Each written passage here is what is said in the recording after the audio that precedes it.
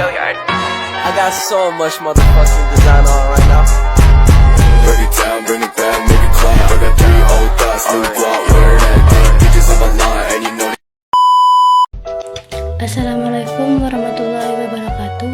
Perkenalkan, nama saya Nurpina, jurusan Ilmu Politik, kelas Ilmu Politik B. Di sini saya akan menjelaskan 3 pertanyaan yang diberi Bapak sebelumnya. Pertanyaan pertama, apa itu ilmu politik? Pertanyaan kedua, konsep-konsep ilmu politik. Pertanyaan ketiga, mengapa kita harus mempelajari ilmu politik?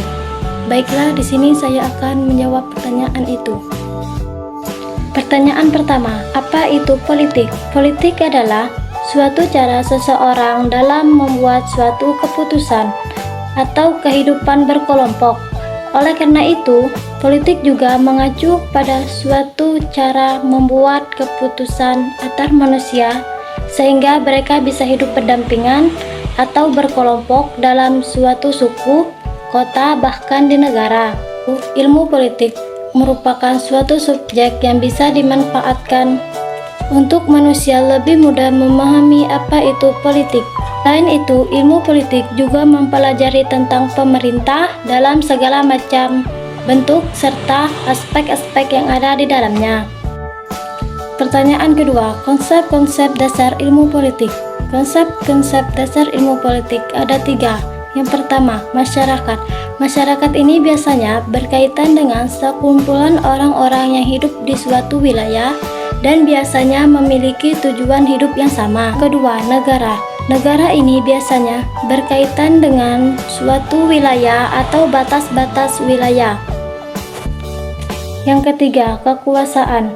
Kekuasaan yang berkaitan mempertahankan sebuah kekuasaan atau suatu kegiatan yang menentang pelaksanaan kekuasaan.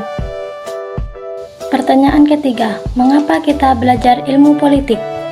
Ilmu yang mempelajari segi kehidupan masyarakat yang menyangkut suatu kekuasaan sehingga memberikan pemahaman secara integral terhadap politik dan nilai-nilai yang terkandung di dalamnya.